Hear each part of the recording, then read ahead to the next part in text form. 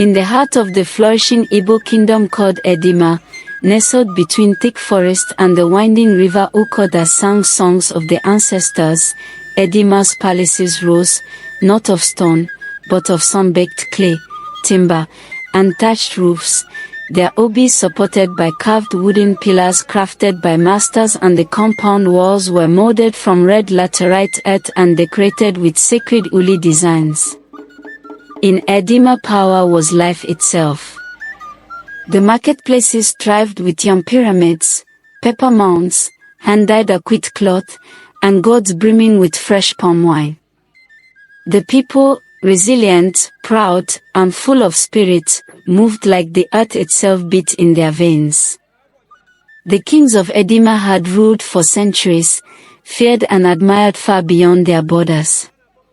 Yet beneath the wealth and power, the land bore a secret curse, a wound soaked in the salt of sorrow and vengeance.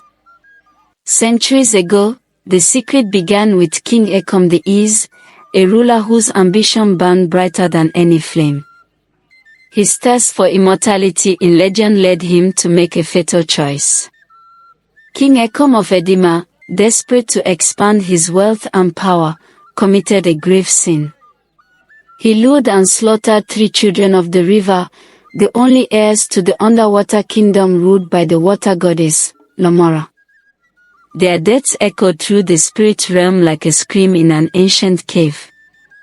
The mother of the slain, a powerful mermaid queen named Lomora, wept storms into the skies, and it began with floods. Fields drowned in moments. Harvests turned to mush and rot.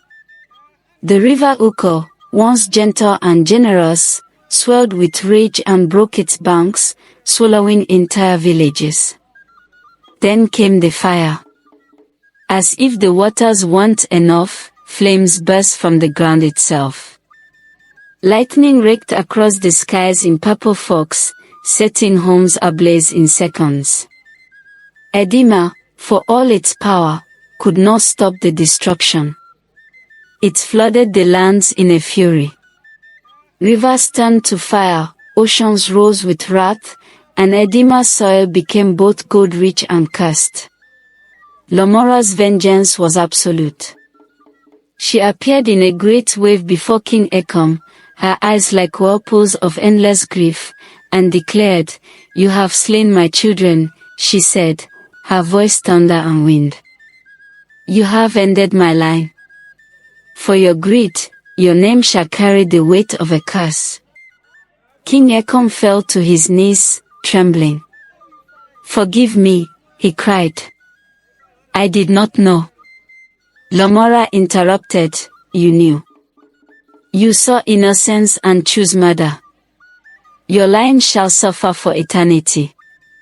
Every generation shall bleed 3 royal blood into my river, or your kingdom will drown in its own riches." Terrified, King Ekom agreed. He sacrificed his 3 beloved daughters at the banks of the river Uko, and the curse was momentarily calmed. But as years turned into decades and a new king ascended, greed returned like a parasite. King Inam, known to be wise, refused to sacrifice his own children. Instead, they devised a cruel deceit. They would send letters to distant, impoverished villages, places so small they barely had names on the map. In these letters, they promised royal marriages. Their sons would marry the daughters of the poor. These were not requests, but commands dressed in gold. They offered wealth, land, and honor, warning the families that they must never try to see their daughters again, but that monthly riches would flow to them as compensation. What the villagers didn't know was that the young women, once married into the royal family, were taken to a hidden chamber beneath the palace. There, their blood was bound to that of the princes in a dark ritual that granted them royal blood. Once transformed, they were marched to the river Uko and drowned, offered as substitutes to appease the water goddess. And so the cycle continued, generation after generation. until the year of Amoka. Watch out for part 2. Thank you for watching. If you enjoyed this story, please like, share, comment and don't forget to subscribe.